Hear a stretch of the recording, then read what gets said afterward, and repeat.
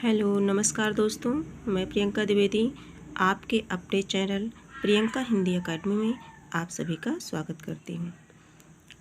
हम सभी पढ़ रहे थे समास प्रकरण समास की परिभाषा, समास के भेद।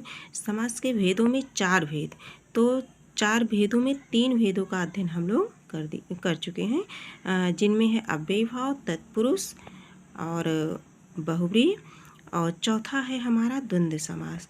तो आज हम सभी द्वंद्व समास का अध्ययन करेंगे। द्वंद्व समास में सभी पद प्रधान होते हैं। जैसा कि आप सबको बताया गया है कि समास में 2 पद होते हैं। एक पद पूर्व पद होता है, प्रथम पद को पूर्व पद कहते हैं और द्वितीय पद को उत्तर पद कहते हैं। तो जो द्वंद्व समास है हमारा, इस द्वंद्व समास में सभी पद यानी कि पूर्व पद और उत्तर पद दोनों पद क्या होते हैं? प्रधान होते हैं। द्वंद्व और तत्पुरुष से बने पदों का लिंग अंतिम शब्द के अनुसार होता है। द्वंद्व समास के 3 भेद होते हैं: इतरेतर द्वंद्व, समाहार द्वंद्व और वैकल्पिक द्वंद्व। द्वंद्व समास के 3 भेद होते हैं: इतरेतर द्वंद्व, समाहार द्वंद्व और वैकल्पिक द्वंद्व। इतरेतर द्वंद्व, अब इनके 3 भेद हैं, 3 भेदों को एक एक करके हम जानेंगे। अब यह है इतरेतर द्वंद्व, वह द्वंद्व जिसमें और से सभी पद जुड़े हों, और से सभी पद जुड़े हों और पृथक अस्तित्व रखते हों, इसे क्या कहते हैं? इतरेतर द्वंद्व कहते हैं। इस समास से बने पद हमेशा बहुवचन में प्रयुक्त होते हैं, क्योंकि वे 2 या 2 से अधिक पदों के मेल से बने होते हैं। जैसे राम और कृष्ण, राम कृष्ण, और बीच में योजक चिन्ह भी लगा है, इससे भी हम समझ सकते हैं कि यह द्वंद्व समास है। भरत और शत्रुघ्न, भरत शत्रुघ्न। ऋषि और मुनि, ऋषि मुनि। गाय और बैल, गाय बैल। भाई बहन, भाई और बहन, इसमें क्या है? दोनों पद प्रधान है। माँ और बाप, माँ बाप। बेटा और बेटी, बेटा बेटी में कौन सा समास है? द्वंद्व समास है। बेटा और बेटी, ठीक। यहाँ ध्यान रखना चाहिए कि इतरेतर द्वंद्व में दोनों पद न केवल प्रधान होते हैं बल्कि अपना अलग अलग अस्तित्व भी रखते हैं, ठीक।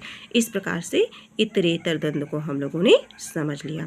भाई बहन में कौन सा समास है? द्वंद्व समास। और अगर गहराई से इसका वो उदाहरण एग्जाम्पल देना समझना चाहें तो ये इतरेतर द्वंद्व के अंतर्गत आता है। किसका उदाहरण है ये? इतरेतर द्वंद्व का। द्वंद्व में सभी पद प्रधान होते हैं, दोनों पद। ये कितने भेद हैं? 3 भेद हैं: इतरेतर द्वंद्व, समाहार और वैकल्पिक। तो इतरेतर द्वंद्व को हम लोगों ने समझ लिया। अब अगला है समाहार द्वंद्व। समाहार का मतलब होता है समूह। समाहार का मतलब क्या होता है? समूह। समाहार का अर्थ है समष्टि या समूह। जब द्वंद्व समास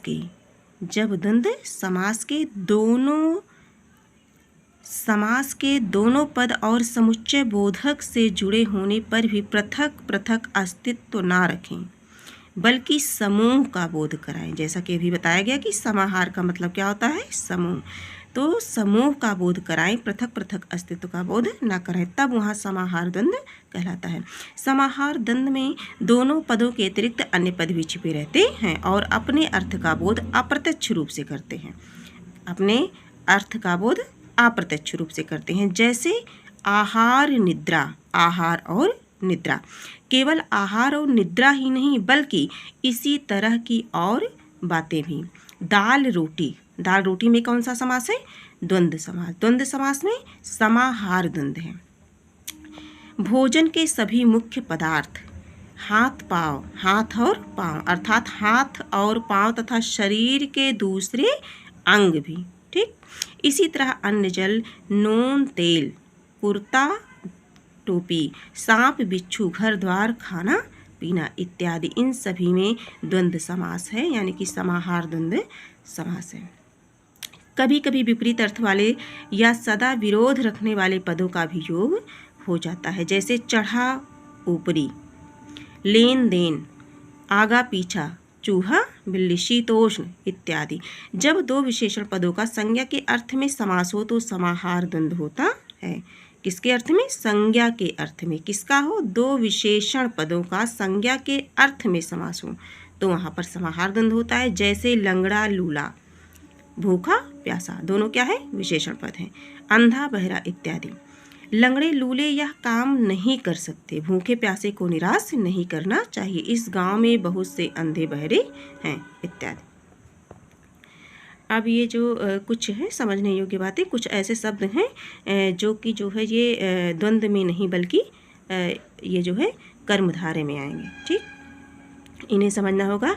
यहाँ यह ध्यान रखना चाहिए कि जब दोनों पद विशेषण हो और विशेषण के ही अर्थ में आएँ, दोनों पद पूर्व पद और उत्तर पद, दोनों पद विशेषण हो और विशेषण के ही अर्थ में आए, तब वहाँ द्वंद्व समास नहीं होता। तो क्या होता है? कर्मधारय समास हो जाता है। जैसे लंगड़ा लूला आदि यह काम नहीं कर सकता, भूखा प्यासा लड़का सो गया, इसी गांव में बहुत से लोग अंधे बहरे हैं। इनमें लंगड़ा लूला, भूखा प्यासा और अंधा बहरा ये द्वंद्व समास ना होकर के क्या है? कर्मधारय समास है। ठीक, तीसरा है वैकल्पिक द्वंद्व। जिस द्वंद्व समास में दोनों पदों के बीच या अथवा आदि विकल्प सूचक अव्यय छिपे हों, जैसा कि नाम से ही है कि वैकल्पिक द्वंद्व। तो जिस द्वंद्व समास में दो पदों के बीच या अथवा आदि विकल्प सूचक अव्यय छिपे हों उसे वैकल्पिक द्वंद्व कहते हैं। इस समास में बहुधा दो विपरीतार्थक शब्दों का योग होता है। दो शब्द होते हैं, दोनों क्या होते हैं? एक दूसरे के विपरीत होते हैं। जैसे पाप पुण्य, पाप पुण्य, धर्माधर्म, भला बुरा, थोड़ा बहुत इत्यादि। यहाँ पाप पुण्य का अर्थ पाप और पुण्य भी प्रसंगानुसार हो सकता है। तो इन सब में क्या है? द्वंद्व समास है। कौन सा द्वंद्व है? वैकल्पिक द्वंद्व। तो आज हम लोगों ने द्वंद्व समास का अध्ययन किया।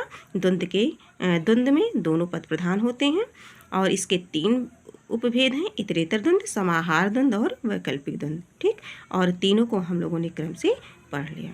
ठीक, धन्यवाद।